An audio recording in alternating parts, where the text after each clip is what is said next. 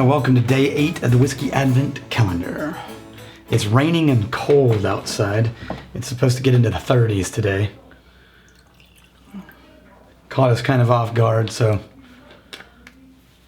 if I shiver during today's video, you'll know why.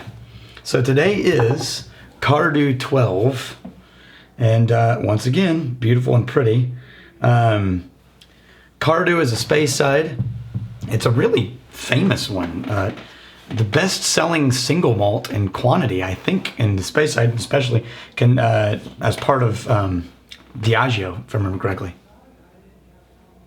Yeah, at one point, here's a misstep for you. And by the way, that's owned, this is one of the dominant whiskeys inside the Johnnie Walker blends, because they own it.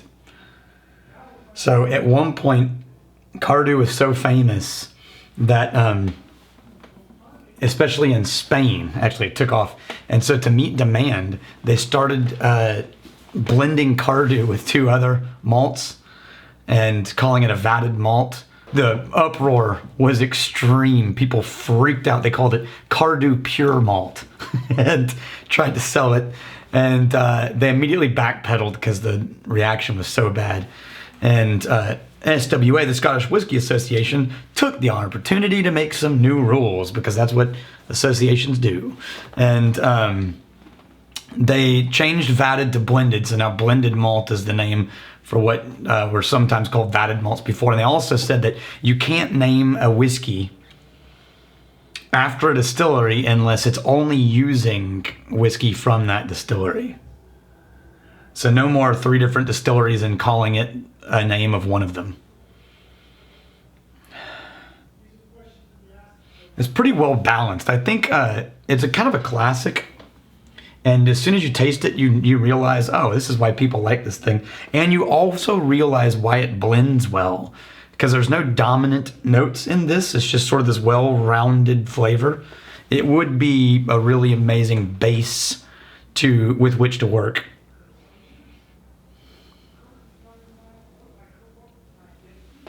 Yeah. Smooth, round, little tiny spike of black pepper partway through.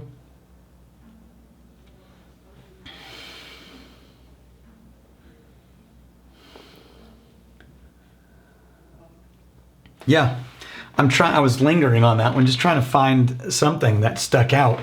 And answer is nope, nothing sticks out. It's just sort of glides. And the aftertaste is pretty long. It lingers. It feels dry in your mouth when you're finished. A little bitter, but not harsh bitters. Just like you drink it out of a wooden bowl.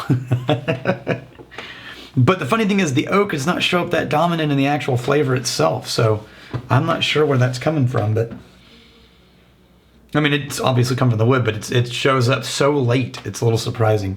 You might be able to find some apple notes in there if you're really looking for it.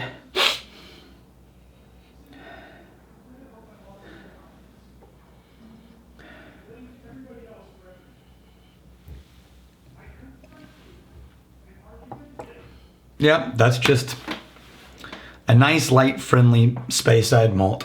And yeah, of course it blends well, because it's not doing anything. Man, Scottish Whisky Association. The thing about associations is laws, associations, limits to what people can call things, they all came into existence because they were needed. They came in, like in America, all the laws about the Pure Food and Drug Act and the bottled and bond, all the things that happen around these, they all came in to keep people from doing shady to keep people from lying about what was in the bottle, pretending things were what they weren't, right? Scottish Whisky Association showed up to try to stop people from profiting off of the popularity of Scottish whiskey when they weren't actually making Scottish whiskey. So the thing is, they always start for good reasons. But then once they exist, any big organization, once it comes into existence, needs to prove that it should stay in existence.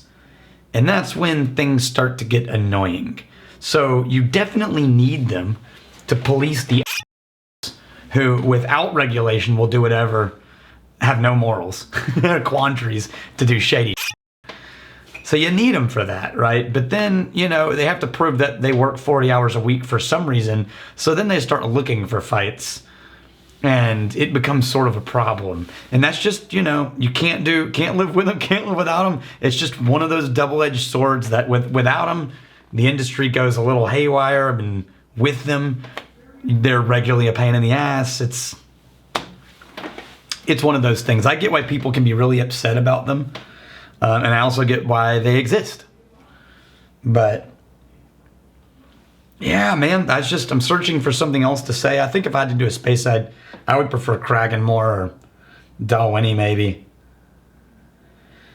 I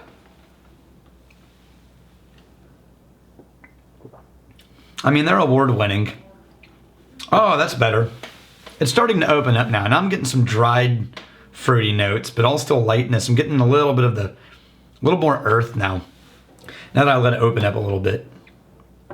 Yeah, I would sit with this one. I bet if you sat for 30 minutes and just took your time, you might find some really magical things you could explore in there. So, yeah. All right. I think we've done our job here. Till tomorrow, may a crazy stay this side illegal, and may you return before we have time to miss you. Cheers.